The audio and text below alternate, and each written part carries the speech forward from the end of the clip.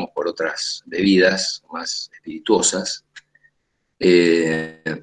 Pero sabemos a lo que uno se refiere cuando habla de sabor y aroma adecuado. O sea que después viene una serie de cuestiones que para conocerlas hay que hacer ciertas determinaciones. En la leche un poquito vamos a hablar de eso también.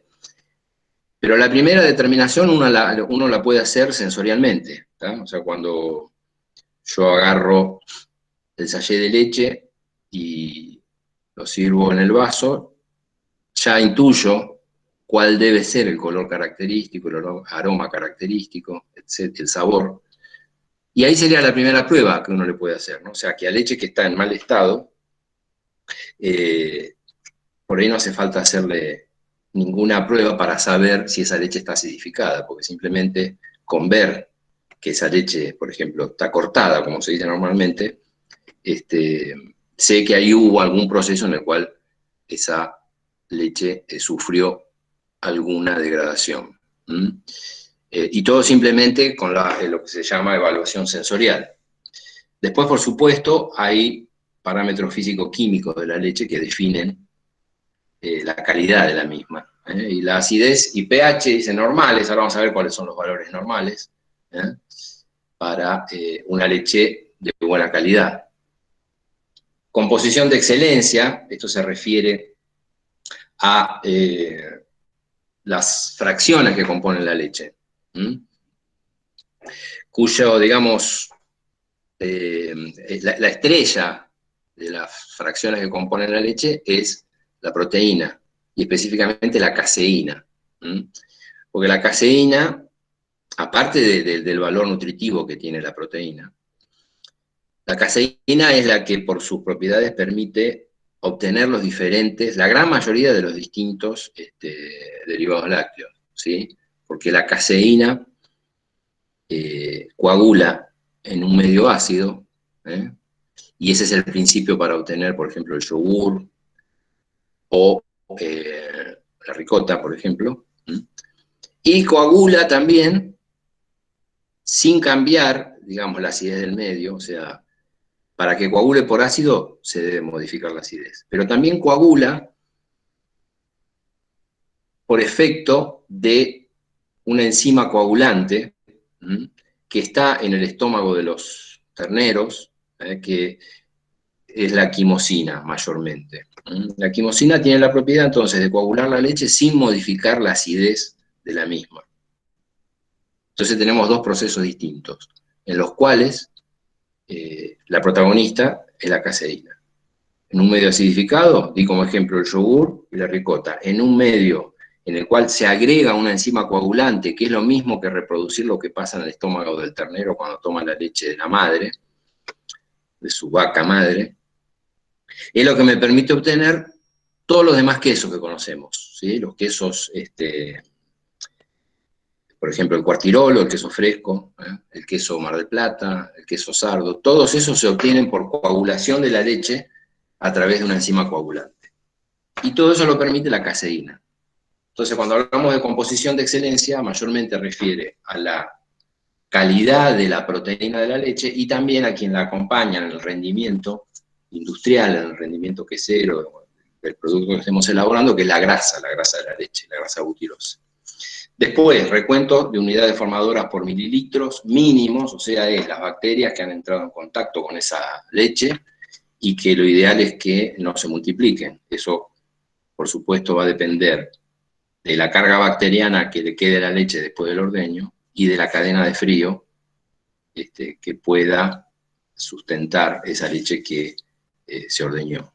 Si la leche se ordeña, pero después no se enfría, las bacterias que entraron en contacto con la leche durante el ordeño se van a empezar a multiplicar. Recuento de células somáticas óptimo. RCS es recuento de células somáticas. Esto está más vinculado a la mastitis. Después vamos a ver qué es, pero mayormente tiene que ver con el sistema inmunitario de la vaca.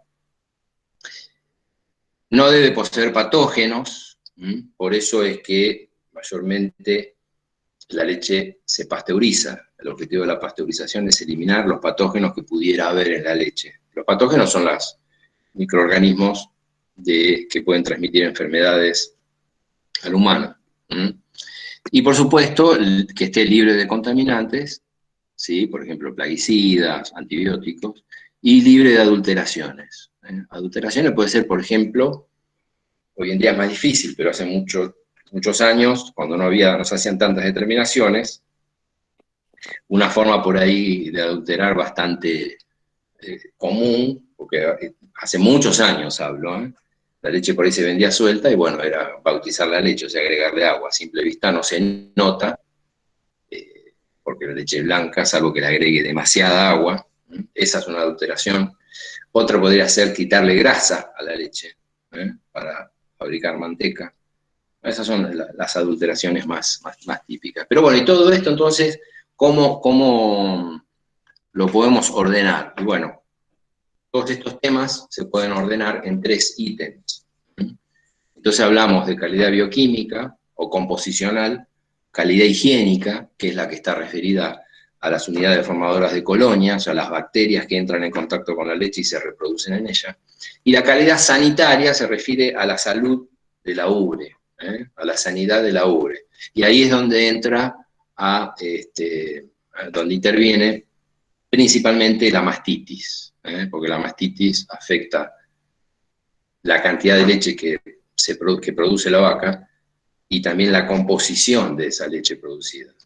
Y la composición de una leche mastítica atenta contra la aptitud para transformar esa leche en los diferentes derivados lácteos. Vamos a ver un poquitito de qué manera.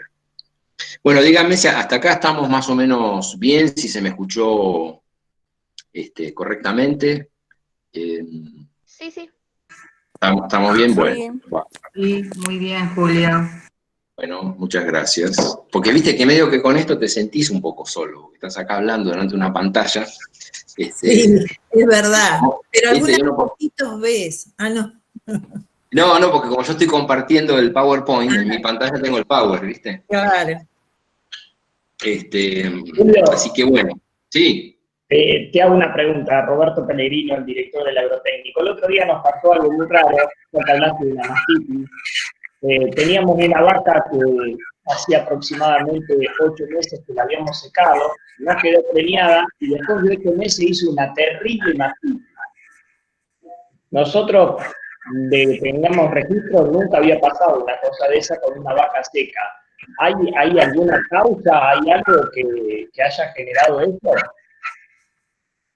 Mirá, viste que la mastitis es digamos, la definición dice una inflamación de origen diverso, o sea, es multifactorial. 8 meses de seca y tuvo mastitis.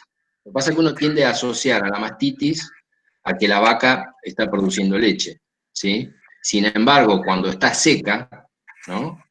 Es el momento en que se aprovecha para hacer los tratamientos para controlar y prevenir la mastitis, porque en ese momento también hay una alta susceptibilidad a que puedan ingresar bacterias, ¿sí?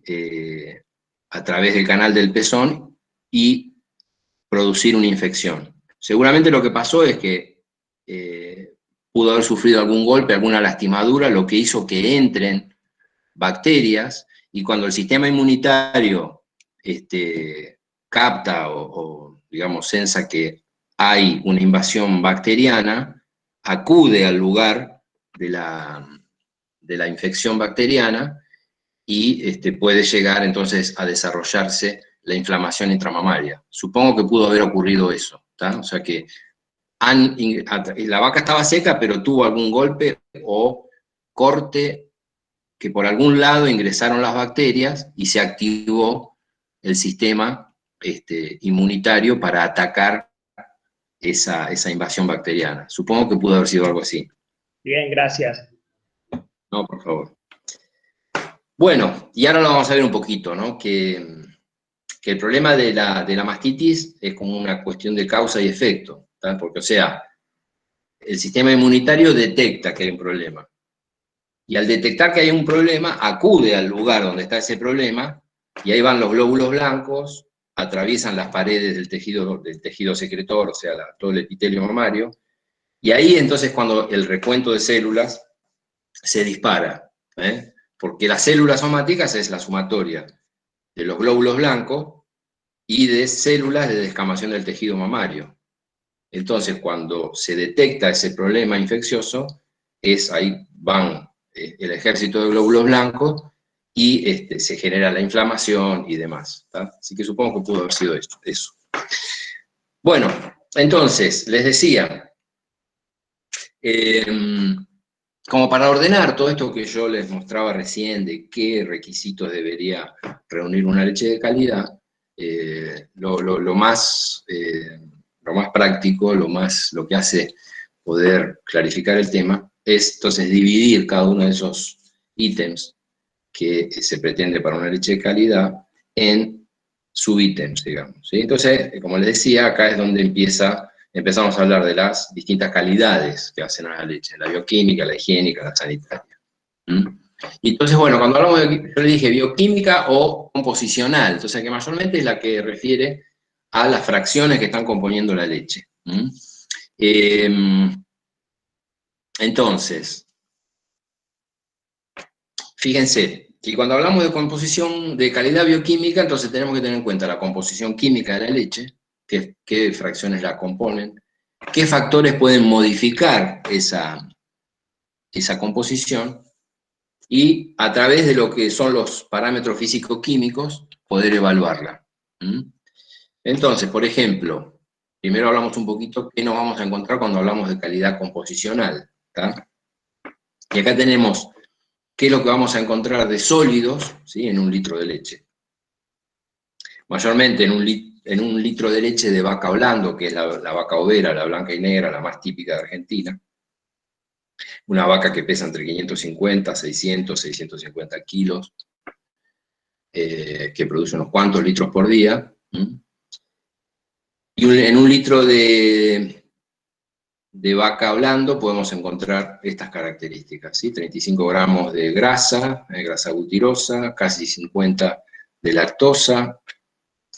Les mencioné que había proteínas, hay varias fracciones, la más importante es la caseína de la leche, también otro tanto como la materia grasa, el contenido, y después sales, ácido cítrico, clorhídrico, fosfórico. Pero para que tengan una idea, hablando de porcentajes, en este tipo de leche, de la vaca Holando, el 87% aproximadamente es agua, ¿tá? Y el porcentaje de sólidos, entonces, está en un 13%. Acá está llevado a litro, ¿no? O sea, pero vieron que el sachet de leche, por ejemplo, dice leche entera, ahora hay 3%, 2%, 1%, pero históricamente la leche entera, el sachet, dice 3% de grasa, o sea que tiene 30 gramos de grasa por litro. O sea que la leche en la industria, ¿sí?, en la usina, fue descremada para llegar a ese 3, porque la vaca da una leche que tiene más de 3% de grasa, puede tener 3,5, 3,8, y la vaca Holando, ¿no? Y después, por ejemplo, hay otra, como vieron, la Jersey, la vaquita Jersey, puede llegar a tener 5% de grasa. Y bueno, y eso después la industria, esa grasa que le sacó a la leche, la usa para, por ejemplo, hacer manteca. Bueno, entonces ahí vimos un poco los componentes de la leche, acá lo que les decía recién, qué porcentaje de agua tiene y qué de sólidos. El extracto seco va a estar entre 12 y 13% para una leche de tipo de vaca Holando. Para que tengan idea, por ejemplo, la leche de oveja, que la oveja por supuesto produce mucho menos leche, tiene casi el doble de sólidos que la de vaca. O sea que si hablamos en términos de rendimiento quesero, con un litro de leche de oveja puede obtener casi el doble de queso que con un litro de vaca Holando. Bueno, como les decía, factores que pueden modificar esa composición, el primero que uno piensa es el animal, ¿no? O sea, la especie. Entonces ahí tenemos algunas composiciones de distintas leches. Fíjense, por ejemplo, llamativo la ballena, ¿no? La cantidad de grasa que tiene. Se ve que la ballenita hija o hijo necesita evidentemente mucha energía que la obtiene a través de la grasa de la leche.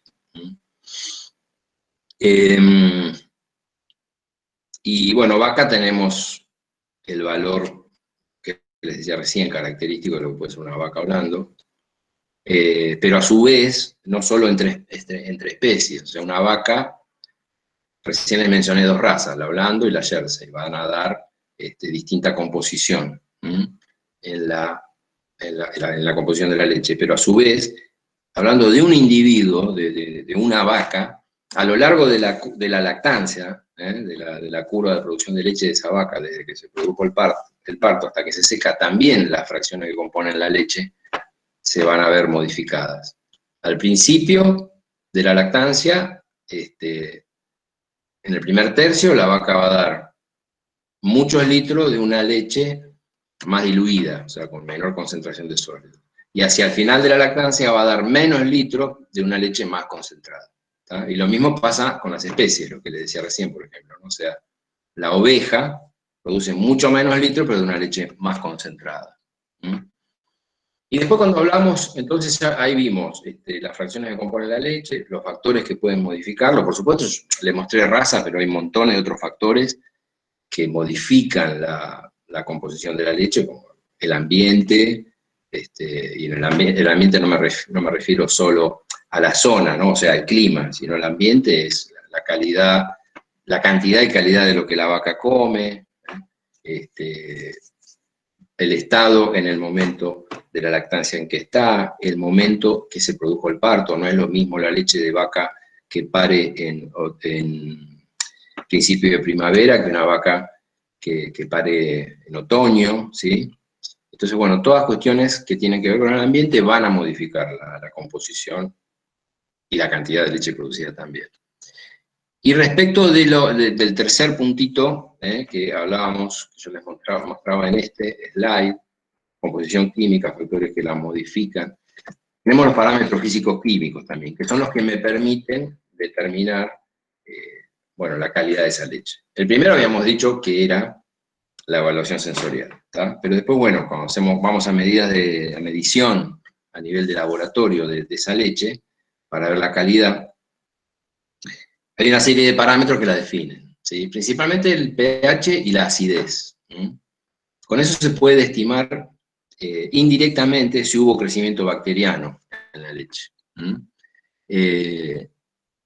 Y ahora les voy a explicar por qué. La acidez se expresa en grados Dornick, ¿sí? O sea, la acidez de la leche. Y es simplemente una titulación, ¿sí? O sea, a 10 mililitros de leche se lo neutraliza con se le llama solución Dornick, pero es una solución de hidróxido de sodio normal sobre 9. Y bueno, se titulan 10 mililitros de leche. Se expresa en grados Dornick. Acá dice un grado Dornick equivale a 0,1 gramos por litro de ácido láctico. La leche de buena calidad tiene un valor de Dornick de entre 14 y 18 grados Dornick. ¿Sí? ¿Por qué? Porque la leche propiamente tiene lo que se llama acidez propia de la leche. Porque cuando hacemos esta neutralización, todas las reacciones, todas las fracciones de reacción ácida de la leche, las voy a estar titulando con el hidróxido de sodio. Y la leche tiene fracciones de reacción ácida. Por eso es normal que tenga entre 14 y 18. Esto está también en el Código Alimentario Argentino. Dice que la leche normal, de buena calidad, puede tener ese rango. Ahora, ¿qué pasa? En la medida que las bacterias se desarrollan en la leche, por eso hablábamos de, bueno, durante el ordeño tiene que haber higiene, pero después del ordeño tiene que haber cadena de frío.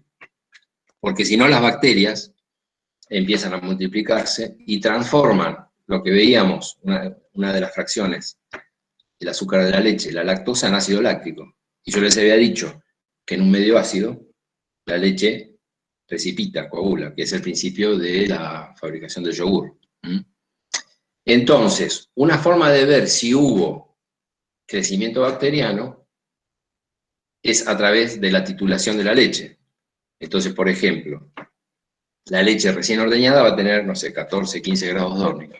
Ahora, si yo dejo un vaso de esa leche a temperatura ambiente y voy, no sé, 5 horas después, le hago la la acidez Dornick, y seguramente me va a dar entre 20 o 30 grados Dornick. ¿Qué pasó ahí? O sea, que hubo desarrollo de bacteriano a partir de la fermentación de la lactosa, produciendo ácido láctico. Entonces, en esa titulación voy a estar midiendo el ácido láctico. ¿Tá? O sea que, en definitiva, acá hay unas fotitos de cuando dábamos los cursos de quesos, es un alumno de un curso de quesos, haciendo la acidez Dornick. ¿Tá? Como les decía, bueno, acá está la muestra de leche. Esperen que voy a poner un puntero. Quiero láser acá.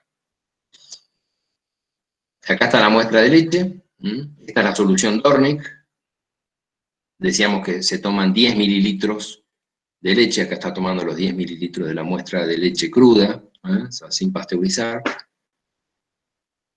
A estos 10 mililitros, pues se le agrega una solución que se llama fenolftaleína, que cuando todas las fracciones de reacción ácida se neutralizaron, vira de color, al color rosa.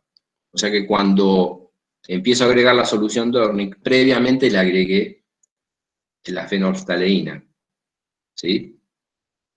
En la medida que se va agregando la solución Dornick, el color empieza a virar al rosa. O sea, apenas empieza a virar al rosa, ese es el valor de acidez. Bueno, y como les decía, cuando se hace esta prueba, se están midiendo, digamos, dos acideces. La propia de la leche, que va a estar en 14, 15, y si hubo desarrollo bacteriano, lo que se llama acidez desarrollada.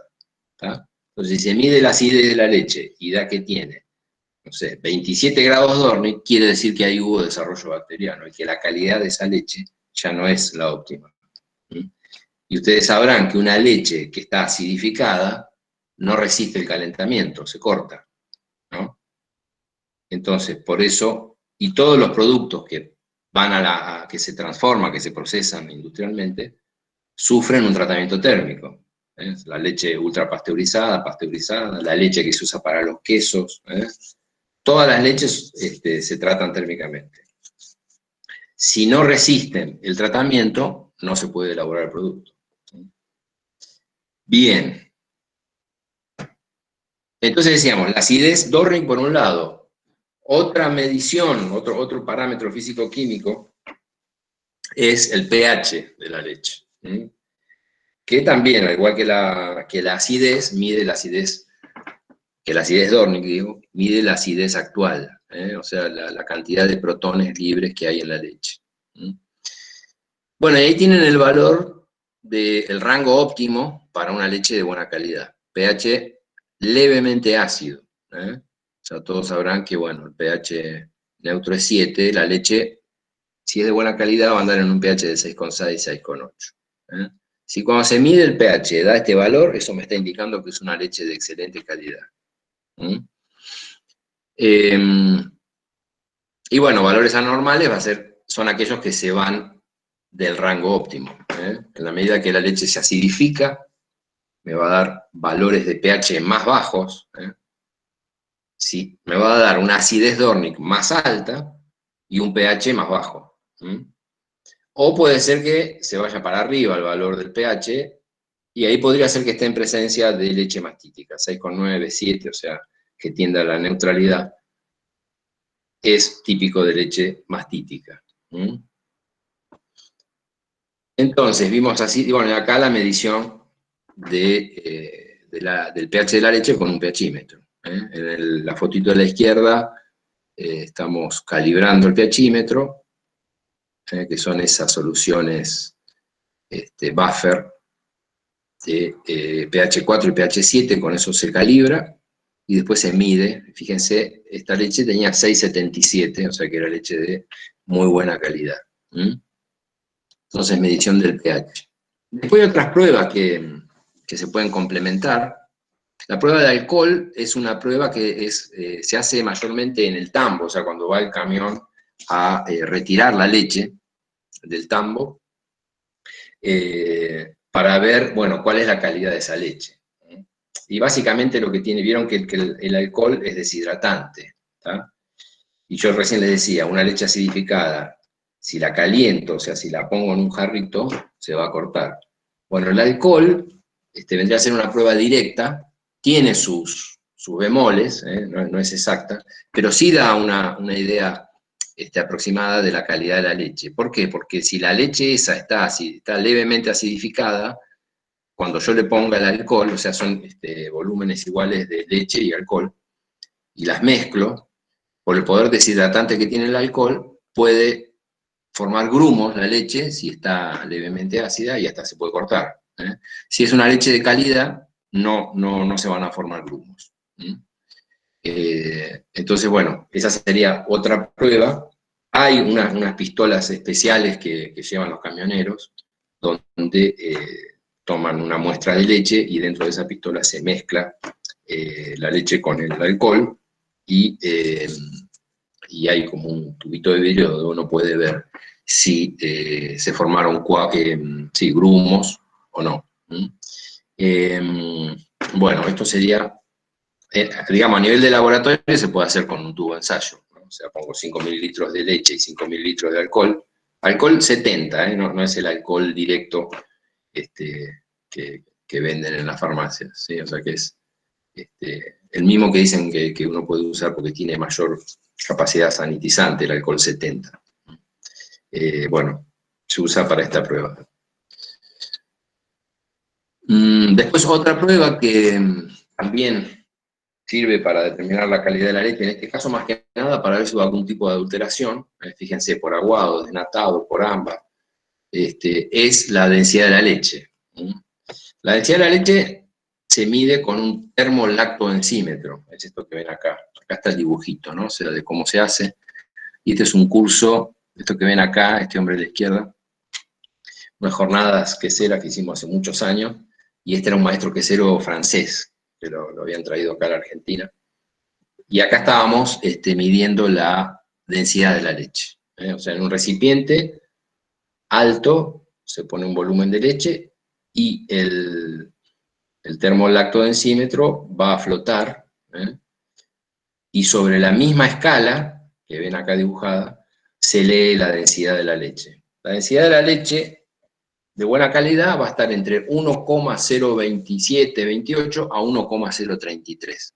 En la medida que se sale de ese rango, es que hay algún tipo de problema con esa leche, ¿tá? Por ejemplo, si se le agrega agua, ¿sí? La densidad del agua es 1, por ende va a dar una densidad más cercana a 1, que era una de las adulteraciones que hablamos, ¿tá? La otra adulteración es sacarle grasa, o sea, la grasa es más liviana que el agua, por ende, si le saco grasa, va a ser más denso, me va a dar un valor por encima, porque le estoy sacando lo más liviano a la leche. Entonces, bueno, esa es otra prueba para determinar los parámetros físico-químicos de la leche, en este caso para ver si hubo algún tipo de adulteración. Entonces, acidez y pH para ver si hubo desarrollo bacteriano. La prueba del alcohol también me da una idea de la aptitud para el tratamiento térmico que tenga esa leche, pero está relacionado con el desarrollo bacteriano. Si las bacterias se desarrollaron, aumentó la acidez, y a la medida que esa leche se someta a calor, se va a cortar. Y para ver algún tipo de alteración, entonces tenemos el valor de la densidad de la leche. Y cada una de estas pruebas tienen un valor óptimo. Muy bien, entonces, ahora pasemos a la otra calidad, la calidad higiénica, que habíamos dicho que era la calidad que está relacionada con las bacterias que entran en contacto con la leche y se multiplican. Bueno, esto va a estar muy asociado, entonces, la carga microbiana que tenga la leche, que finalmente tenga la leche, a el inóculo inicial, o sea, si se ordeña, por ejemplo, en condiciones de higiene, o de falta de higiene. Qué sé yo, un tambero que tiene las instalaciones bastante sucias, él tampoco se lava las manos seguidas, no hay cadena de frío, las vacas están en el barro, bueno, todo eso va a atentar contra la calidad microbiológica de la leche. Y por supuesto el tipo de bacteria. También, digamos, la velocidad de generación de de multiplicación para obtener nuevas generaciones varía con la especie de las bacterias que están allí presentes. Entonces, la velocidad con que se forma una nueva generación también va a depender entonces del tipo de bacteria y me va a estar definiendo la carga bacteriana que tenga esa leche. Y después, bueno, todo lo que decíamos que yo les comentaba de la importancia de la cadena de frío, para que ralentizar el crecimiento bacteriano. Y la otra cuestión relacionada con la calidad higiénica es que la leche esté libre de contaminantes. Contaminantes pueden ser antibióticos. Esto la industria lo castiga muchísimo porque todos los productos fermentados no fermentarían si la leche tiene antibióticos. ¿Tá? Entonces, ¿y los antibióticos de dónde vienen? Del tratamiento de las mastitis. ¿Tá? O sea, mezclar leche de vacas que están en tratamiento contra la mastitis con leche común, lo que hace es contaminar toda la leche con antibióticos.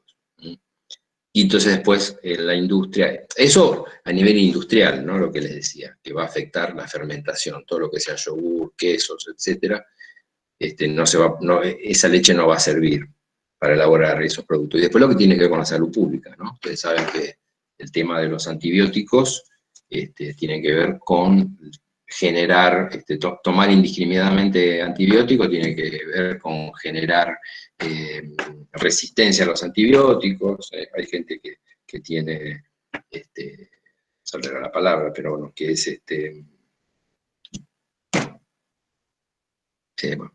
alérgica a determinados productos antibióticos, ¿no? Entonces, alérgica, ¿será? Ahí está. Exactamente, gracias Alejandra. Y después, bueno, o sea, los antibióticos de la mano de las mastitis, pero después puede haber otros productos que estén en la leche, por ejemplo, detergentes. O sea, la máquina de ordeñar se lava después de cada ordeño, ¿sí? Y con detergentes alcalinos todos los días y ácidos mayormente una vez por semana. Si no está bien enjuagada, en el próximo ordeño el detergente que no fue bien enjuagado del lavado del ordeño anterior va a entrar en contacto con la leche del ordeño posterior. Después desinfectantes, que eso se usan algunos, por ejemplo, puede ser para durante la rutina de ordeño. Plaguicidas, todo lo que pueda ser insecticidas, fungicidas, etcétera, que puedan llegar a la leche. Todo eso son productos contaminantes. Y cuando hablamos de bacterias, también las bacterias, una forma de clasificarlas es de acuerdo a la velocidad óptima con que se reproducen. Y hay bacterias buenas y bacterias malas. ¿Sí? Mayormente en la industria, las que se usan en quesería son mesófilas y termófilas. Las que se usan, por ejemplo, en yogur son termófilas, no vamos a entrar ahora en detalle cuáles son, pero para digamos, a grandes rasgos,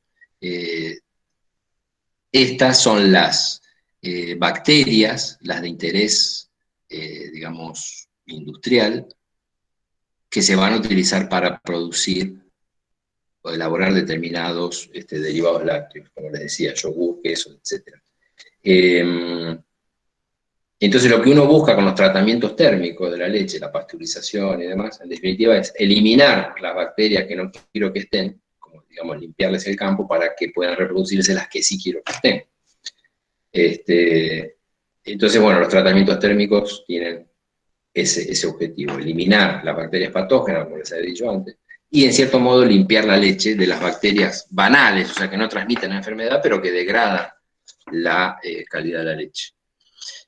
Y después, bueno, están las bacterias que crecen en frío, las cicrófilas. Y dentro de este grupo, en realidad no está dentro de este grupo, pero sí, digamos, pueden reproducirse en frío, son las cicrotrofas, que son bacterias mesófilas que tienen la cualidad de poder crecer en frío.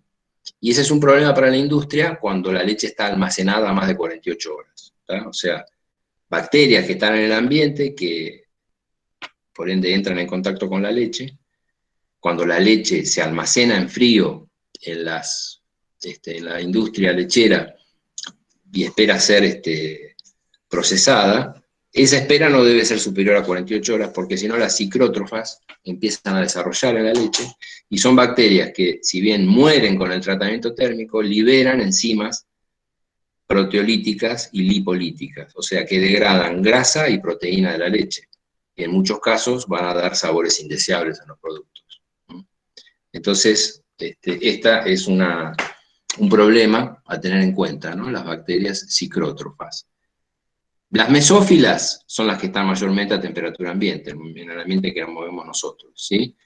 Entonces, lo ideal de esto es evitar, o sea, minimizar, como se acuerdan del primer slide que hablábamos de cómo debería ser una leche de calidad, minimizar el recuento de unidades formadoras de colonia, porque vuelvo a reiterar, por más que se pasteurice la leche, las bacterias mueren, pero las toxinas que liberaron al medio y las enzimas quedan, y eso degrada la calidad de la leche. Eso degrada la calidad de la leche. Bueno, y algunos grafiquitos respecto de qué pasa entonces con la temperatura de conservación y el recuento inicial que tenía la leche. O sea, el recuento inicial va a depender entonces de las condiciones de ordeño. Pero después va a estar muy, muy atado a la temperatura de conservación de esa leche. Entonces, fíjense cómo se multiplica, si el inóculo inicial era 50.000 bacterias, lo que pasa un día después, si estuvo a 4 grados, si estuvo a 10 o a 16. Tenemos de 90.000 unidades formadoras de colonia por mililitro a 4,5 millones. Y bueno, por supuesto, si el recuento inicial es mayor,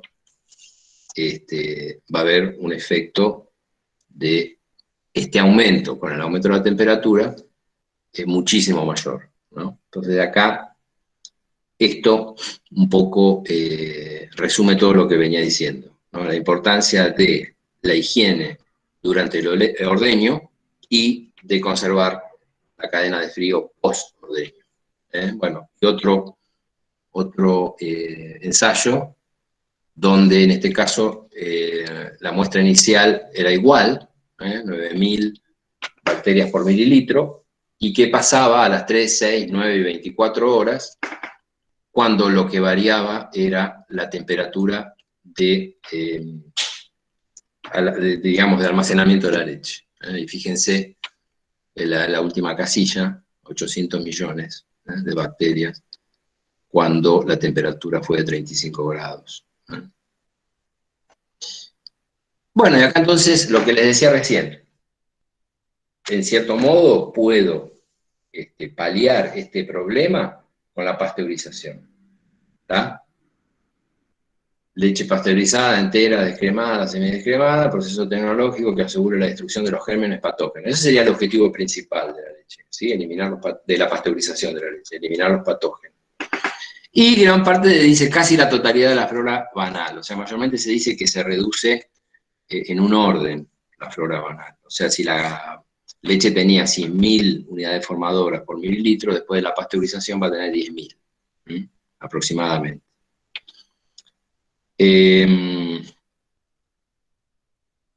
Pero recuerden, ¿no? O sea,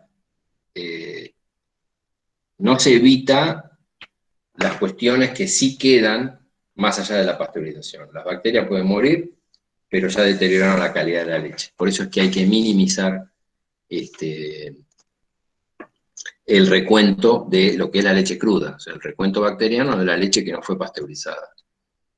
Bueno, entonces, ¿en qué condiciones? Acá habla, fíjense, 63 grados 30 minutos, 72 grados 15. El de arriba, los 63 30 minutos, de la pasteurización que se llama de baja, o sea, que es lo que podemos pasteurizar en un recipiente, ¿sí? O en una tina quesera o en una cacerola.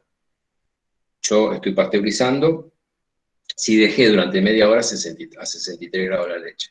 Ahora, con ciertos aparatos que es común que haya también en los tambos, que son los intercambiadores a placas, fíjense, subiendo 10 grados la temperatura ya para pasteurizar, para eliminar los patógenos, con 15 segundos ya es suficiente. Esto se llama pasteurización de alta. Son dos formas distintas, pero digamos, lo que cambia es el tiempo de retención de la leche a esa temperatura. Entonces, bueno, vimos la calidad higiénica, la calidad bioquímica, y por último la calidad sanitaria, que les dije que refería mayormente a la salud de la ubre, ¿sí? y que mayormente, cuando uno habla de calidad sanitaria, habla de mastitis. La mastitis es la enfermedad que provoca mayores gastos en una explotación lechera, porque, digamos, por un lado la mastitis afecta el tejido secretor, entonces las vacas van a producir menos leche, y van a producir menos leche de una leche que tiene menor calidad composicional. Entonces, por ejemplo, yo les había dicho que la caseína era medio la estrella de todo esto. Bueno, tiene menos caseína la leche mastítica. Y también tiene menos grasa butirosa, menos grasa de la leche, que era que les dije que es el complemento para el rendimiento quesero, por ejemplo, ¿verdad? Entonces, leche mastítica tiene menor aptitud tecnológica y a su vez menor rendimiento quesero. Y a su vez, lo que les dije al principio, menor producción de leche. O sea, y hoy no vamos a tocar ese tema, pero todo esto que estamos hablando hace al precio que le pagan al productor lechero, por la leche que entrega a la industria. O sea, la cantidad de proteína principalmente y de grasa que tenga la leche va a definir un cierto valor que va a tener ese litro. Pero a su vez va a haber cuestiones que van a estar castigando ese precio o bonificándolo, y que tienen que ver con el recuento de células somáticas, con el recuento de bacterias por mililitro, con que si la leche se entrega refrigerada o no. Entonces, lo que conforma el precio final que recibe el productor es una sumatoria de todo lo que estamos viendo ahora. Entonces, para una leche que tiene un alto recuento de células somáticas, va a haber algún tipo de castigo, digamos, ¿sí? Para leches que tengan bajo recuento de células y bajo recuento de bacterias, va a haber algún tipo de bonificación, ¿tá? Entonces, cuando hablamos de calidad, también estamos hablando del bolsillo del productor, ¿tá? E imaginen ustedes, si aparte de la calidad composicional de la leche, se está produciendo menos leche, porque la vaca produce, vuelvo a reiterar, menos leche cuando tiene una infección intramamaria.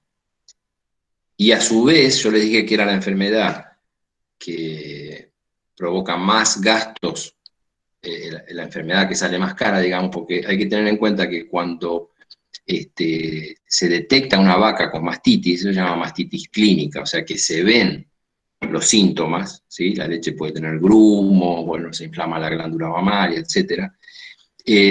Hay que tratar esa vaca, entonces ya esa leche no va a la venta, porque ¿cómo la trato? Con antibióticos, y dijimos que no tiene que tener antibióticos la leche. Entonces se va a desechar la leche de los días que dure el tratamiento antibiótico. Y todo antibiótico después tiene un tiempo de carencia, o sea, un tiempo en el cual hay que esperar como que todo el principio activo ya no esté presente en la leche, que pueden ser otros 3, 4, 5 días. Entonces toda esa leche se desecha durante el tratamiento y post-tratamiento.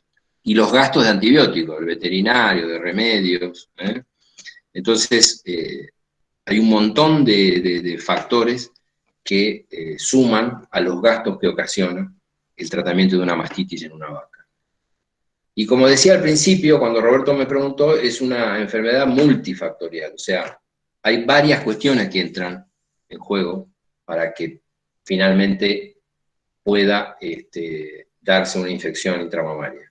La vaca, o sea, la vaca, hay razas que han sido seleccionadas para ser más resistentes a tener mastitis, la edad de la vaca, con los años, el sistema inmunitario y demás va perdiendo fuerza, digamos, entonces las vacas más viejas tienen mayor probabilidad de adquirir una mastitis. El nivel de producción de la vaca, o sea, vacas más productoras, o sea, de alta producción, como se llaman las vacas que producen muchos litros de leche por día, son más susceptibles a sufrir una inflamación intramamaria que una vaca que produce menos litros. Después, bueno, la alimentación de la vaca también, ¿sí? Hay un montón por ejemplo, de micronutrientes que en cierto modo fortalecen el sistema inmunitario y la hacen más resistente a la vaca a contraer esa infección. Después, bueno, el medio ambiente, lo que les decía antes, o sea, tiene que ver en dónde se está moviendo ese animal. No es lo mismo un sistema pastoril con la vaca a campo, pastando, que un sistema estabulado, donde están las vacas, no digamos hacinadas, pero están todas juntas, y si ese ambiente no se mantiene en condiciones de higiene, es un ambiente donde va a haber una altísima carga bacteriana, y si bien la definición es inflamación de la glándula mamaria de origen diverso, mayormente infeccioso, porque siempre deviene en una infección bacteriana, ¿tá? Entonces, un golpe, una lastimadura es la puerta de entrada a esas bacterias. El medio ambiente, entonces, el ambiente donde se mueve la vaca, puede, digamos, propender a que haya más o menos infecciones.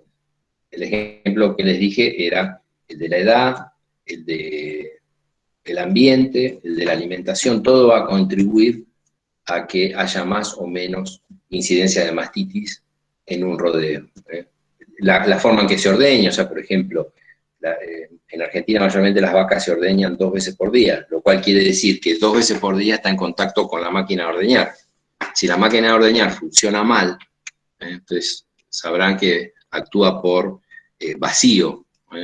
Hay un pulsado en el cual se intercala vacío con presión atmosférica. Pero si ese vacío no es el adecuado, puede lastimar el pezón y ser puerta de entrada para bacterias. Y después, bueno, por supuesto, los patógenos, que están los microorganismos que están en el ambiente. Hay muchos que tienen muchísima prevalencia en infecciones intramamarias. Hay formas de evitar, con algunos pasos de la rutina de ordeño, y por supuesto, higiene. Entonces, esos 3 vértices del triángulo están relacionados, interactúan, para que pueda haber mayor o menor incidencia de mastitis en un rodeo lechero. Julio, Sí. una pregunta. ¿La calidad del sellador que se utilice puede favorecer en un gran porcentaje para evitar la mastitis? Porque el otro día estuvimos casualmente en un tambo de la zona y, bueno, estaban comprando un sellador importado muy caro que había revertido en un porcentaje muy elevado la probabilidad de mastitis en las vacas. Sí, por supuesto, la calidad del sellador, viste, como todo, ¿no? O sea, es indispensable. Pero también hay que ver cómo lo manejan, ¿viste? Capaz que, ya esta es una idea mía, ¿no? Porque si no hay ciertos cuidados, por ejemplo, para que al sellador no le tiene que caer materia orgánica, porque si no, lo inactiva. Y bueno, las vacas cuando se están ordeñando, es bastante probable que bosteen. Entonces, habría que ver, por supuesto que debe ser de muy buena calidad, pero capaz que, viste, cuando uno gasta más en algo, es más cuidadoso. Entonces digo, también hay que ver qué manejo hacían con el sellador, sería nacional, supongo, que no era de tan buena calidad, y por ahí ahora, al tener que haber puesto unos pesos más en ese sellador, que era más caro, porque es importado, me imagino, el precio del dólar debe salir bastante más caro, entonces como que respeten más la forma de manejar ese sellador. Pero por supuesto que sí, que la calidad del sellador es determinante, ¿no? Pero digamos, tengamos en cuenta también lo otro. Si por ahí ahora empezaron a usarlo adecuadamente y antes por ahí no lo tenían tan en cuenta el manejo del sellador, ¿no? Se me ocurre, pero seguramente, o sea, las dos cosas influyen. Lo que sí queda claro es que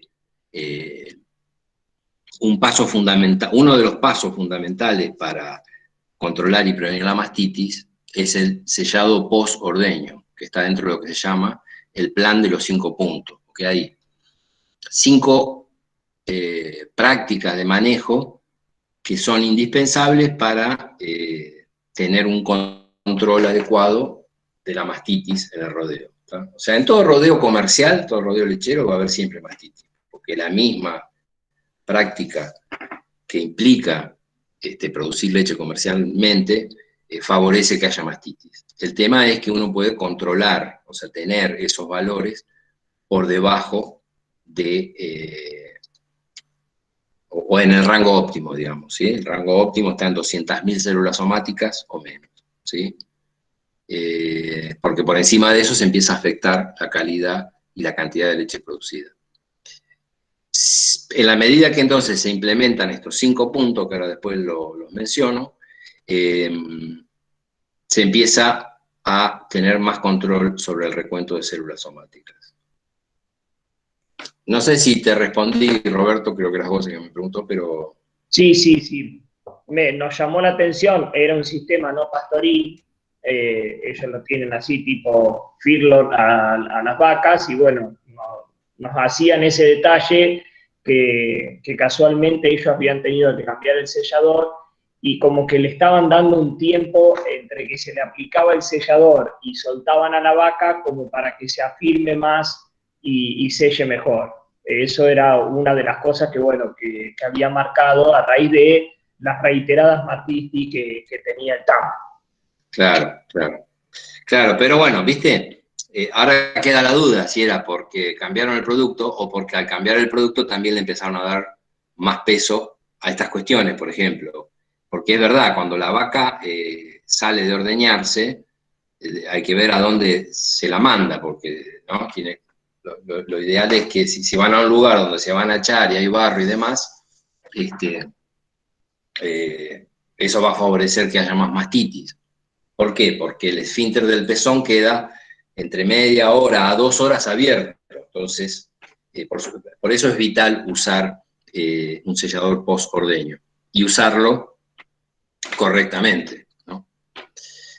Bueno, y acá está un poco lo que les decía antes, ¿qué es el recuento de células somáticas? Yo les decía que era un poco la causa y el efecto. O sea, hay una infección, entonces van a una infección bacteriana, el sistema inmunitario lo detecta, entonces van los glóbulos blancos al lugar de la infección, y entonces dañan el tejido secretor porque atraviesan las paredes y demás, y entonces se liberan células de descamación del tejido mamario, que normalmente siempre hay un cierto valor, o sea, un cierto número de células de descamación que se liberan, pero en este caso, cuando van los glóbulos blancos, se liberan muchas más, y bueno, y mayor presencia de glóbulos blancos, ¿no? Entonces ahí tenemos el aumento abrupto del recuento de células somáticas. Entonces, lo ideal sería tener 200.000 o menos células somáticas, eso está hablando de que el sistema inmunitario funciona bien, y puede entonces dispararse a 500.000 o 1.000.000 de células somáticas por mililitro cuando se desencadena la mastitis. Acá vemos, esto está sacado de un libro muy famoso creo que se llama Lucha contra la mastitis, puse la fuente ahí abajo, que es de un tal Philpott, y bueno, en ese librito está un poco estimado a través de diversos ensayos en qué medida el recuento de células somáticas hace disminuir la producción de leche, o sea, afecta el tejido secretor de modo que hay una merma en la producción de leche. Entonces, uno puede ver que en la medida que las células somáticas aumentan, la merma en la producción también aumenta. Entonces vamos a tener leche en menor cantidad, pero con menor cantidad de los sólidos deseables de la leche. O sea, con la mastitis, todos los sólidos deseables de la leche disminuyen, y los indeseables aumentan. Y acá tenemos más o menos en qué medida. Fíjense también, acá está, adaptado de Philpott y Nickerson. Y fíjense, disminuye la lactosa, que por ahí, bueno, la lactosa es, su valor reside en aquellos productos que son fermentados, porque la voy a necesitar para la producción de ácido láctico. Pero la que sí realmente me interesa, que se ve afectada es la caseína, ¿no? De 6 a 18% hay una disminución. Aumentan las inmunoglobulinas como respuesta, pero las inmunoglobulinas son proteínas, digamos, que están en la leche en solución. A ver, esto no lo mencioné, tendría que haberlo mencionado cuando hablábamos de la composición de la leche, ¿no? O sea, la leche es una sustancia muy compleja. ¿Por qué? Porque tiene las fracciones que la componen en tres estados distintos. Tiene algunas fracciones en solución, como las inmunoglobulinas, por ejemplo, y la lactosa, están disueltas. O sea que cuando, por ejemplo, se hace queso, en el suero se va la lactosa y se va las inmunoglobulinas. Después tiene caseína. La caseína está en forma de micelas en suspensión. Y después tenemos los glóbulos de grasa que están en emulsión. O sea que es una secreción que tiene fracciones en solución, otras en emulsión y otras en suspensión. Las inmunoglobulinas son termolábiles, ¿tá? O sea que por calor precipitan. Eso es lo que vieron cuando calentamos el jarrito de leche y se produce arriba una capita que mayormente se le dice la nata, ¿sí? Bueno, en realidad, como ahora la leche está homogeneizada, la grasa no sube, porque está distribuida homogéneamente en todo el volumen de leche. Lo que precipita ahí es digamos, las proteínas del suero de la leche, entre las que están lo que se llaman albúminas y globulinas. Esas es una fracción proteica de la leche, bastante pequeña, pero que cuando uno hierve la leche, ¿sí?, y separa esa capita que se forma arriba, bueno, ya no estoy ingiriendo esas proteínas, ¿sí? Porque son termolábiles, vuelvo a reiterar, y están en solución. Entonces, todo lo que está coloreado, no sé si llega a ver bien, serían las fracciones de la leche deseables. El calcio, por ejemplo, y el fósforo tienen una gran preponderancia en los coágulos que se forman, por ejemplo, para elaborar el queso. Si no hay calcio en la leche, no va a dar un buen coágulo y por ende el rendimiento quesero se va a ver afectado. Lo mismo con el fósforo. Y fíjense que aumentan entonces las fracciones indeseables, por ejemplo, bueno, las inmunoglobulinas, las lipasas. Las lipasas degradan la grasa, por ende, qué sé yo, elaborar manteca que tenga la leche original muchas lipasas, esa manteca va a tener sabor a rancio. Entonces, bueno, hay una serie de cuestiones que se ven afectadas en la composición de la leche, que como les decía antes, va a repercutir en la aptitud tecnológica para transformar esa leche. Y acá hago un trabajito también, no está la cita ahí, este es un trabajo de un médico veterinario, Corbellini, que ha contribuido en muchísimos trabajos en el tema de las mastitis y otros, donde ese trabajo, si lo googlean, está bueno, está interesante porque lo que estimó es cómo el rendimiento quesero se vio afectado en la medida que aumentó el recuento de células somáticas en la leche con que se elaboraba el queso. Y como les decía antes, como disminuye la caseína y la grasa en la leche mastítica, y son las dos que determinan el rendimiento quesero, en la medida que el recuento de células somáticas aumenta, el rendimiento quesero disminuye. Entonces, de ahí la importancia que le da la industria al recuento de células somáticas. Y les reitero, lo ideal es 200.000 o menos. En la medida que aumenta ese valor, las fracciones de la leche se empiezan a modificar.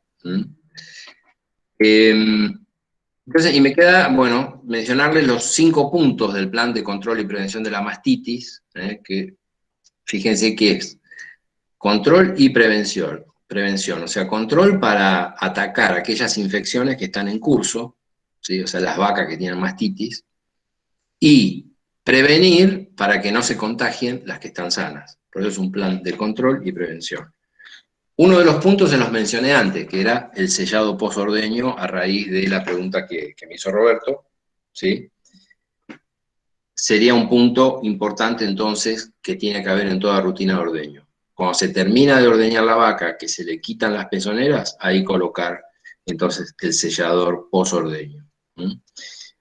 Los otros 4 puntos son las mastitis. No entré en definición porque no había tiempo hoy, pero vieron que hay mastitis clínicas, que yo dije que son las que se ven los síntomas, subclínicas, o sea que son inflamaciones intramamarias que están en curso, pero que no se ven, no hay un síntoma, un signo clínico. Y después hay mastitis crónicas, o sea que son vacas que en una misma lactancia tuvieron mastitis, se le aplica el tratamiento antibiótico, se curan y al poquito tiempo vuelven a contraer la infección intramamaria. Esas se llama mastitis crónica, vacas crónicas. Bueno, ese es un punto, uno de los 5 puntos es eliminar del rodeo esas vacas, porque esas vacas diseminan el problema y contagian a las sanas. Entonces, refugar, o sea, sacar las vacas que tienen mastitis crónica, o sea, que aquellas que repiten la infección en una misma lactancia. El otro punto tiene que ver con, se llama detección precoz de mastitis clínica, y también es un paso de la rutina. La rutina de ordeño, el primer paso es, cuando se van a buscar las vacas, que vengan tranquilas, porque no vamos a entrar en detalle hoy, pero tiene que ver con la bajada de la leche, ¿no? O sea, la vaca, para que haya una buena bajada de leche, necesita liberar, o sea, ante el estímulo del ordeño, liberar oxitocina. Si en vez de liberar oxitocina, porque vamos con perros, y pegándoles, y a las corridas, la vaca libera adrenalina, que compite con los sitios específicos donde se inserta la oxitocina. Entonces eso afecta a la bajada de la leche. Y el segundo paso, una vez que la vaca ya entró al brete de ordeño, es hacer el despunte. En el despunte elimino la mayor cantidad de bacterias que tiene la leche, porque están ahí, digamos, la punta de pezón es lo que está en contacto con el ambiente. Entonces el despunte me sirve son 2 o 3 chorros que hay que sacar, y ver si ahí hay grumos. Si se notan grumos, es síntoma de mastitis clínica. Entonces, por eso se llama detección de mastitis clínica, ¿sí? A través del despunte. Si en el despunte se ven grumos, esa vaca se aparta y se le hace un tratamiento antibiótico. Ese es otro punto. El otro punto es el correcto funcionamiento de la máquina de ordeñar, o sea, chequear lo que les decía antes del nivel de vacío y todas esas cuestiones, ya que la vaca 2 veces por día entra en contacto con la máquina de ordeñar. Entonces, si la máquina de ordeñar funciona mal, va a terminar lastimando el pezón y ahí va a ser un foco infeccioso. Y el otro punto es lo que se llama tratamiento con antibióticos al secado, o sea, cuando las vacas se dejan de ordeñar y se secan, vieron que hay un periodo, lo ideal es que ese periodo no sea más de 45 o 60 días, en el cual la vaca se seca, y está demostrado que si se seca entre 45 y 60 días, eso potencia o maximiza el rendimiento de la próxima lactancia. Pero es un momento de alta factibilidad de que ocurra una infección. Entonces, es el momento de poner un antibiótico. ¿Para qué? Para, si hay una infección de una mastitis subclínica, o sea que no se ve, pero la vaca la tiene la infección, al poner el antibiótico cuando se la seca, que ya no produce más leche, es un momento para controlar esa infección. Y como es un momento de alta susceptibilidad, también sirve para prevenir que esa vaca, en el momento de secado, no contraiga la infección. Entonces, esos 5 puntos, que llama el plan de los 5 puntos contra la mastitis, son los que me van a estar favoreciendo que los recuentos de células somáticas sean bajos, o sean acordes a lo que demanda la industria. Entonces, sellado posordeño, correcto funcionamiento de la máquina de ordeñar y limpieza, refugo de vaca crónica, tratamiento antibiótico al secado, y bueno, no sé cuál me olvidé de los 5. Pero bueno, espero que esto sería todo. Yo, sí, hace más de, dije 45 minutos y hace más o menos una hora que estoy. No sé, dudas que tengan, escucho, cosas que hayan quedado por ahí que yo me haya olvidado.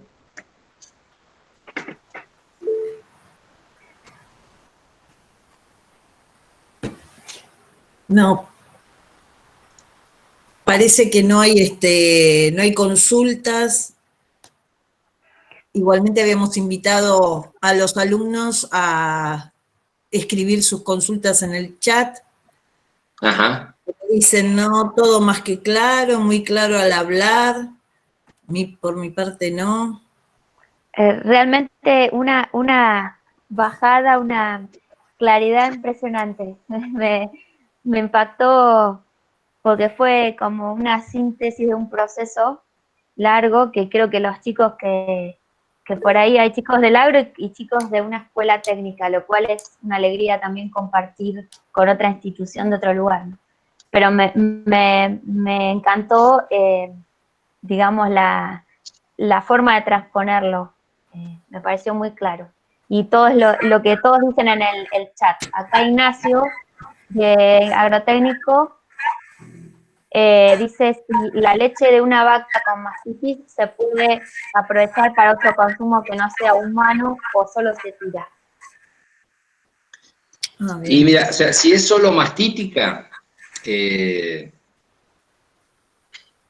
lo ideal es tirarlo, porque vuelvo a reiterar, la leche por ahí se puede pasteurizar, porque vieron que uno de los 3 vértices del triángulo era bacterias patógenas. Bueno, se elimina los patógenos con la pasteurización, ¿tá? Pero va a depender del grado también de intensidad, o sea, no me sale la palabra, pero cuál sea el grado de infección que tenga la vaca que está produciendo esa leche, ¿sí? Lo que sí seguro va a ser dificultoso elaborar algo con esa leche, porque vuelvo a reiterar, vieron que tiene un pH que va en sentido contrario de lo que uno necesita para elaborar un producto. Nosotros necesitamos que el pH baje, o sea, que la leche se acidifique, y en este caso, la leche se alcaliniza, ¿tá? Así que a mí se me ocurre, digamos, una vaca con mastitis, digamos, tampoco tendría mucho sentido tomar esa leche, porque en cuanto yo detecto que tiene mastitis, la tengo que curar, ¿tá? O sea, tengo que empezar el tratamiento antibiótico, y por ende, cuando empiezo con el tratamiento antibiótico, esa leche no se toma y hay que tirarla, ¿tá? Pero bueno, referido a la pregunta, vuelvo a reiterar, ¿no? O sea, por ahí, no sé, sensorialmente va a depender del grado de infección. Si sensorialmente estará muy modificado el sabor de esa leche, pero después por otro lado no tendría sentido, porque vuelvo a reiterar, ¿no? Cuando detecto que hay una mastitis, lo primero que tengo que hacer es tratarla, y ya al tratarla, esa leche no va a consumo. ¿Está? Y discúlpame, Julio, y si pensáramos en otro uso, por ejemplo, no sé, para hacer algún preparado, para después fertilizar algo, algún biol, digamos, pensar en otros usos que no sean comestibles, obviamente, por lo que vos mencionás. Pensar en otros usos que se le puedan dar alternativos. Sí. Tal vez podría ser un trabajo de investigación también para los alumnos. Podría ser, ya te digo, o sea, lo que sé que, digamos, hay algunos fertilizantes así naturales que llevan leche, ¿sí? Claro. Bueno, no solo leche, ¿no? Bosta de vaca también y demás, pero de leche mastítica, ya te digo, o sea, pasteurizándola, ¿sí? estoy eliminando los patógenos. Entonces, por ahí para otro uso que no sea de consumo, podría servir para esto que decís vos. Supongo, No, ya, Claro, acá hay un alumno, Ignacio, que dice, claro, yo me refería para aprovecharla para fertilizante o alimentos para otros animales, no para tomarla. Claro, bueno, o sea, para otros animales, ya te digo, pasteurizarla para eliminar los posibles patógenos que pueda haber. Y después, por supuesto, para fertilizante también, sí. Pasa que yo estoy un poco seteado para el lado de que es para el consumo, ¿no? Entonces, claro, que es para producir quesos. Claro, ¿viste? O sea, todos los derivados lácteos. Entonces, bueno, claro. Y lo miro desde el punto de vista, como les decía, de la aptitud tecnológica de la leche, ¿no? Bien, acá hay otra alumna, Carolina Ramos, que dice, nosotros tenemos un proyecto con el cuajo de la leche. Bueno, bien. Son dos proyectos alternativos para hacer témperas ecológicas. Ah, bueno, acá están los alumnos de la Escuela Técnica Química. Claro, o sea, bueno. En otros usos alternativos, ¿no? Muy bien. Claro, porque, bueno, con el cuajo, un proyecto con el cuajo, o sea, no me queda claro si cuajan la leche, ¿no? Porque el cuajo, lo que yo les decía antes, es una enzima proteolítica, es la que permite coagular la leche, o sea, que un poco se reproduce en la tina quesera lo que pasa en el estómago de los terneros, ¿sí? Que es la quimosina, ¿se acuerdan que se los mencioné? Entonces, el cuajo animal, porque ahora hay cuajo de todo tipo, con la biotecnología y demás, pero el cuajo es esta enzima que les decía, ¿no? La quimosina, que se extrae del estómago de los terneros. Así que sí, supongo que deben coagular, no sé bien cómo será, pero bueno, supongo que con el cuajo o coagularán leche, y bueno, sería interesante saber cómo deviene eso en el tema de las témperas ecológicas. Bien. Si quisiera ver el proyecto, hay una página web en la que puede entrar y ver la descripción del proceso en Muy bien. concreto, ¿no? Y si algún día tiene ganas de tiempo, lo invitamos a que presencie algún tipo de charla de parte de nuestra escuela. Bueno, cómo no. Después pasame bueno, acá creo que ya está, el mail.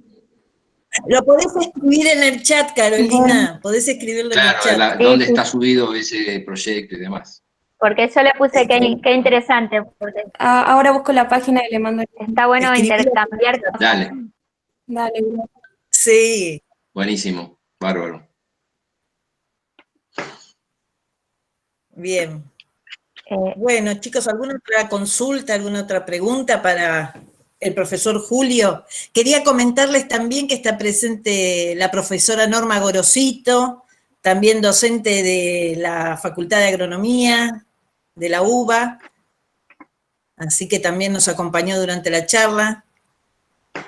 Bueno, les estoy dando tiempo para que piensen alguna pregunta para Julio, chicos, ¿eh?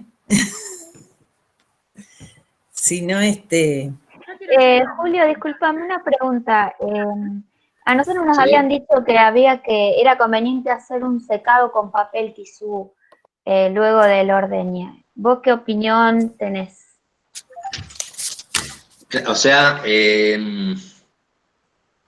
luego de hacer la limpieza en general. O sea, antes de poner la pezonera. Claro, antes de poner la pezonera. Sí.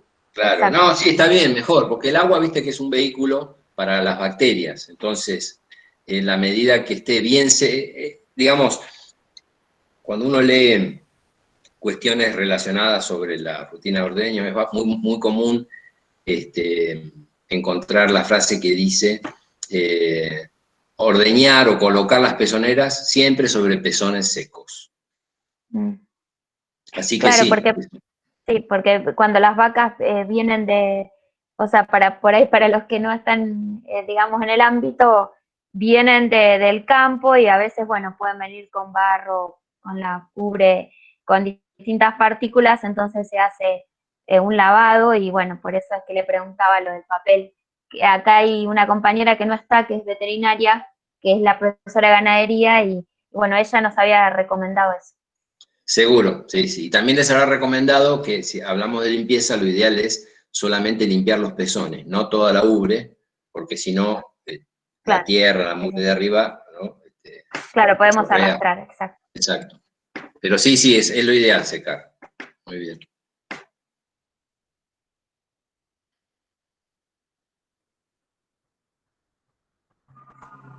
Bueno, no sé, Sandra, si te parece que vayamos cerrando.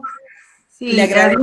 hay una pregunta que quedó pendiente de Carolina, que pregunta ¿cómo se desecha la leche con mastitis? ¿Cómo es ese camino que sigue? ¿Dónde y cómo? Y mira, la leche que se desecha se considera un efluente, ¿sí? Lo ideal es que haya en los tambos una gestión, un manejo de los efluentes, ¿sí? O sea que todo lo que tiene que ver es agua de limpieza, leche que se desecha en este caso, la bosta que se acumula durante el ordeño, lo ideal sería tratarlo, eso, o sea, digamos, el tratamiento es bastante complejo, el tratamiento correcto, ¿no? Para separar principalmente los sólidos de los líquidos, pero conlleva, digamos, una gran inversión porque hacen falta piletas de tratamiento de esos efluentes, que mayormente son 3 piletas, una anaeróbica, y después de ahí pasan a otras 2 facultativas. Pero en los tambos de Argentina eso casi no existe. O sea, mayormente lo que se hace es tirar todo a todo esto que les mencioné recién, ¿no? Los efluentes, a una cava que mayormente se origina porque la instalación de ordeño vieron que mayormente están en alto, ¿sí? Y entonces es como que necesitan hacer un terraplén. Entonces, cuando se hace esa instalación, el terraplenado queda como un pozo, digamos. Entonces es bastante común que a unos metros de donde se ordeña haya como grandes lagunas donde se va acumulando el efluente, lo cual termina siendo un problema muy importante de contaminación ambiental, porque no tiene ningún tratamiento eso. Periódicamente el INTA de Rafaela hace unas encuestas, toma muestras de tambos de distintas cuencas lecheras, y uno lo que puede ver en esas encuestas es que el porcentaje de tambos que hacen un tratamiento adecuado de esto es muy bajo. Pero, bueno, se viene toda una cuestión de reglamentaciones respecto de cómo generar un correcto tratamiento de estos efluentes, porque aparte de la contaminación ambiental, ustedes piensen esto, ¿no? Por cada litro de leche que se produce, se generan entre 4 y 11 litros de efluentes. Y se producen al año más de 10.000 millones de litros de leche. Entonces imagínense los millones de litros de efluentes que hay sin tratar, ¿eh? Porque reitero, son muy pocos los tambos que tratan los efluentes porque implica una gran inversión de dinero. En la medida que no haya castigos, ¿sí? No sé, que te cobren una multa porque o que te paguen menos la leche, va a ser difícil que los productores lecheros, por la magnitud que implica la inversión de dinero, que empiecen a hacer un tratamiento adecuado de los efluentes. Me fui totalmente del tema qué se hacía con esa leche y terminé hablando de los efluentes, pero bueno, por ahí es bueno llevarse una idea también de lo que implica ambientalmente producir leche en sistemas intensivos, ¿no? Lo que significa ambientalmente, quiero decir. Por cada litro de leche, entre 4 y 11 litros de efluentes, ¿sí?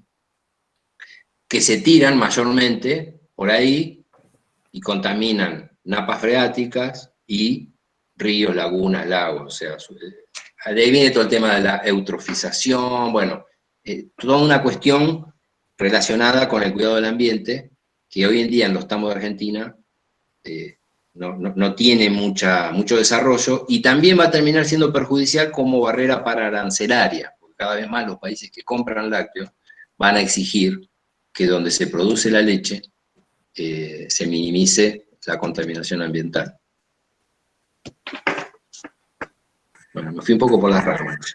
No, muchas gracias, Julio, porque la realidad es esa, que es muy importante el impacto ambiental. Como consumidores podemos exigir alimentos de calidad, pero también el cuidado de nuestro planeta. Así que como cierre me parece muy bueno este último aporte. Así que, Alejandra, sí. No, aparte me parece que hizo mucho honor al título de la charla, que la verdad que nos inspiró el título y fue espectacular porque hablamos hasta de ir a buscar a las vacas, de cómo ir a buscarlas hasta que terminamos con los estudiantes, así que me parece maravilloso. Y además doy fe del lugar que ustedes tienen para procesar. Hemos probado ya hace unos años en nuestras visitas los quesos que son un manjar, las mieles y demás. Así que, bueno, ahí terminamos de... A Julio, que no conoce, le decimos... Acá también hay otros alumnos que dicen, no sabía eso, gracias Julio por informarles en ese ámbito también. Y otra alumna dice, es bueno saber cómo se afecta el ambiente.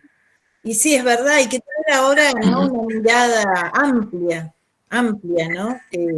Algunos tenemos la mirada de la producción y otros la mirada del ambiente. Bueno, ahora hay que tener una mirada integradora, ¿no? Integral de todos los aspectos.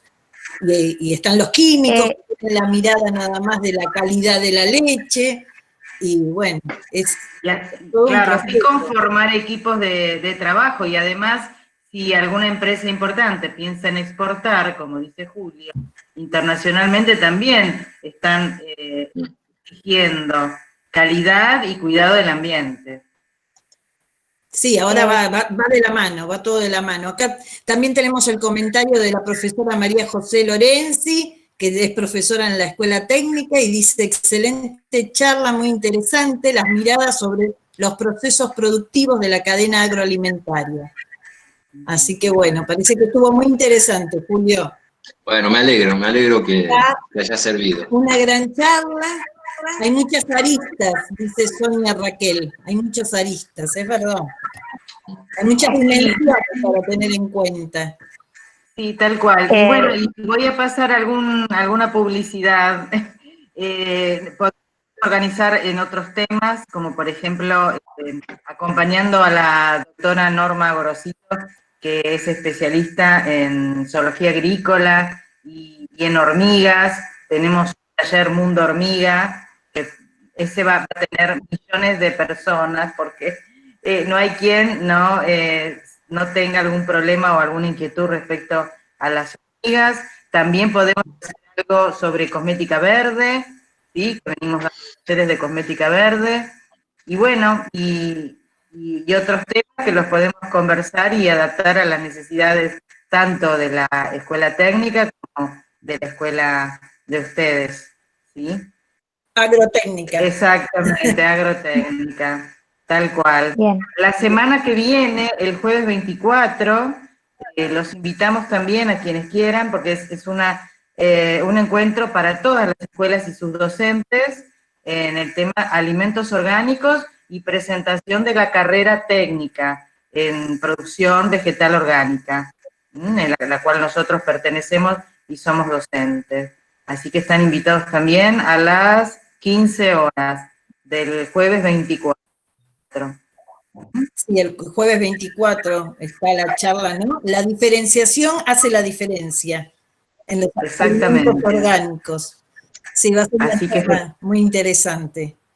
Bueno, la verdad que por ahora, espero que los chicos avancen muy bien en este último periodo del año, ¿no? Con evaluaciones y trabajos virtuales.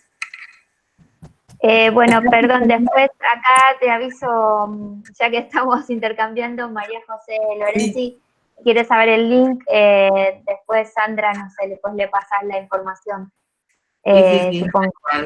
Bien. Sí, sí. Y después, bueno, perdón, también disculpas de Lorena, la profesora de agroalimentos, que se le cortó, no pudo ingresar, le cortó el wifi, y Roberto, que se tuvo que ir al campo, dejó el agradecimiento.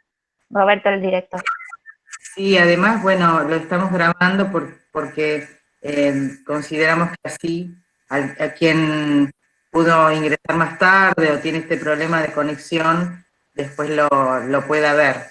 Así que podemos ya dar por finalizado este encuentro. Muchas gracias, Julio, muchas gracias, Alejandra.